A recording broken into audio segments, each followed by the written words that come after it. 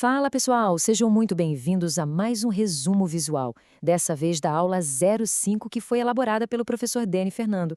A ideia aqui é ser um guia bem estratégico, super dinâmico para a gente entender a fundo a palavra de Deus. Pois é, e eu tô super empolgado para começar logo. A nossa jornada socrática de hoje vai mergulhar nas escrituras originais para descobrir como essa palavra realmente funciona na prática, no nosso dia a dia.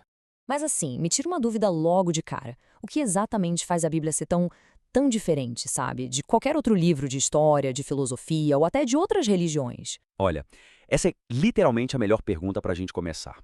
Porque, para entender a essência da Bíblia de verdade, a gente precisa dar um passo atrás. Temos que olhar lá para as línguas originais e voltar ao hebraico antigo. No hebraico, a palavra que usamos para palavra é davar. E aqui a coisa fica incrivelmente profunda, porque davar não é só falar, significa ao mesmo tempo palavra e ação ou evento. Imagina só a força de um martelo gigante batendo numa bigorna. É tipo isso. Quando um ser humano fala, as palavras muitas vezes o vento leva, né? São vazias. Mas quando Deus libera um davar, ele não está só passando uma informação, ele está literalmente criando a realidade. Puxa pela memória lá em Gênesis. Deus diz, haja luz, e o davar dele é a própria luz rasgando o universo. Caramba! Quer dizer que não é só um sonzinho no ar? É poder puro criando a matéria do zero. Com certeza. Então, vamos destrinchar isso melhor. A palavra de Deus se manifesta em 3 dimensões principais. Primeiro, a gente tem o davar, que é esse poder criativo hebraico absurdo que acabamos de falar. Depois, no grego, entra o logos, que representa a razão divina, a mensagem completa, que na verdade encarna na própria pessoa de Jesus. E por fim, a gente tem a grafé, que é o registro escrito. É a nossa âncora histórica, aquilo que não muda. Que parada fascinante! Quer dizer, a gente tem o poder absoluto que cria tudo, a encarnação perfeita em Cristo e o texto escrito que amarra tudo isso para chegar até nós hoje. É uma estrutura inquebrável. Exatamente. E essa nossa âncora escrita, a grafe, é tão milimetricamente perfeita que carrega uns segredos absurdos. Pega o livro de Esther, por exemplo.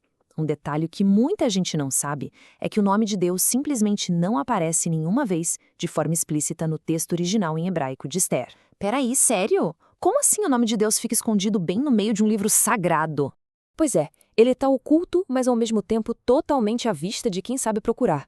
O que é de explodir a cabeça sobre a inspiração divina é que o tetragrama sagrado, aquelas 4 letras YHW, ou Javé, aparece codificado de um jeito incrível em 4 versículos-chave.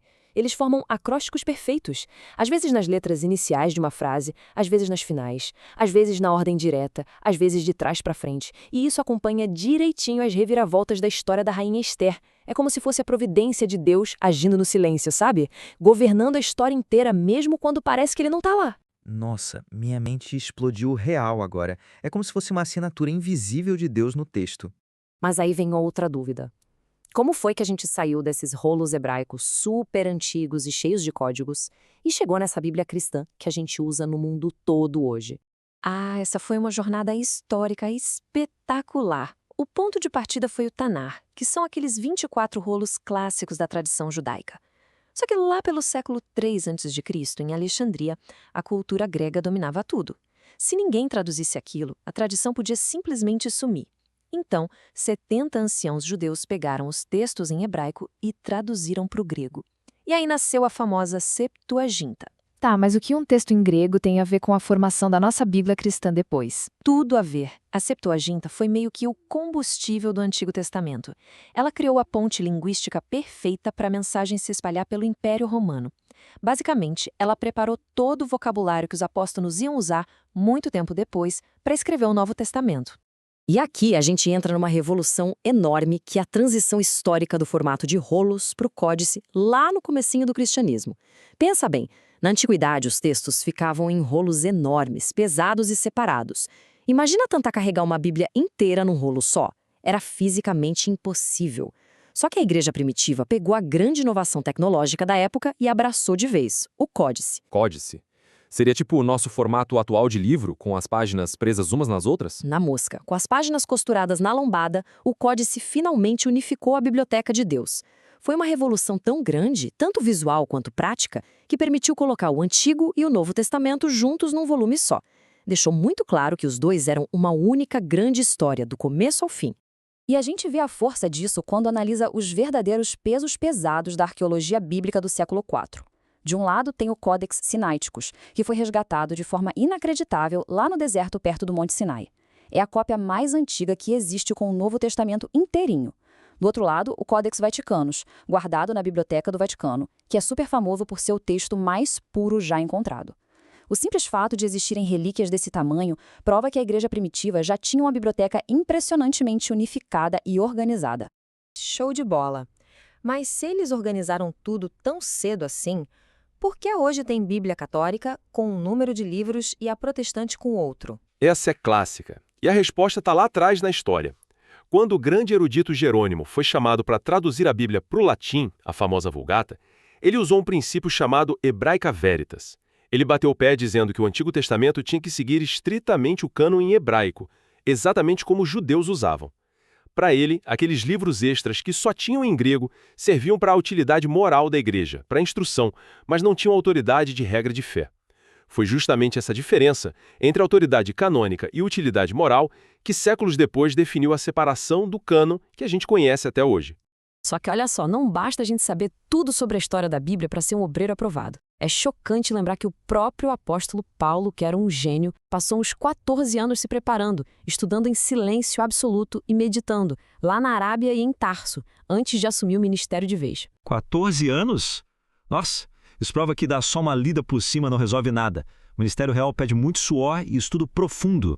Sem dúvida nenhuma. E a forma mais prática de fazer isso na nossa leitura diária é adotando o modelo de Esdras. Esse é o padrão ouro de qualquer liderança sólida. Baseado lá em Esdras 7:10, é como se fosse uma escadinha com 3 degraus. O primeiro degrau é buscar. É colocar aquele monóculo mental sobre o texto e preparar o coração para pesquisar fundo. O segundo degrau é cumprir. A teoria tem que descer para a sola do pé na caminhada do dia a dia. É encarnar a palavra mesmo. E o terceiro degrau, finalmente, é ensinar. A boca só deve abrir para espalhar luz sobre aquilo que a gente já testou na própria pele. Faz todo sentido, porque se alguém pula os degraus e já sai ensinando sem viver o que fala, o resultado é pura hipocrisia, né? Exatamente isso. Então, o alvo desse estudo diário, usando o modelo de Esdras, não é transformar ninguém numa enciclopédia ambulante. O objetivo real é gerar metanoia. Tipo uma engenharia mental. Perfeito. Pensa num GPS espiritual recalculando a nossa rota. A gente sai daquele caminho do homem e é guiado direto para o caminho de Deus.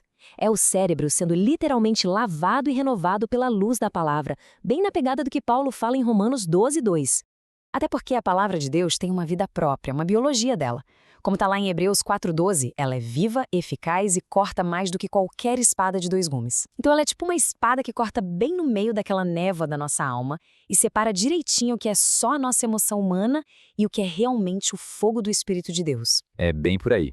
Ela passa a ser o nosso filtro absoluto, o filtro definitivo para toda e qualquer decisão que a gente vai tomar na vida e no ministério. Sabe o que isso me lembrou na hora? Daquela carta de Tiago. Se a gente só lê a Bíblia e não muda nada na vida, é igualzinho a se olhar no espelho, ver que o rosto está todo sujo de lama, virar as costas e esquecer de lavar o rosto. É puro auto-engano. Falou e disse. Esse espelho ilustra de forma brilhante o poder do nosso exemplo. Sério, ninguém se impressiona de verdade só porque alguém sabe falar um grego ou hebraico impecável. Muito antes de alguém abrir a Bíblia, as pessoas estão lendo a carta de Cristo escrita nas nossas atitudes do dia a dia. No fim das contas, é a aplicação prática que dá moral e valida o que a gente prega. Cara, que jornada fantástica a de hoje. Deu para sair daqui com a certeza absoluta de que a Bíblia é totalmente inerrante e que a gente precisa viver cada degrau do modelo de Esdras na nossa leitura diária. É isso aí. A gente precisa se esvaziar do nosso ego para que a revelação ganhe espaço e habite de verdade no nosso coração. A Bíblia não é apenas um livro para ser lido, é um mapa para ser vivido. Até a próxima aula!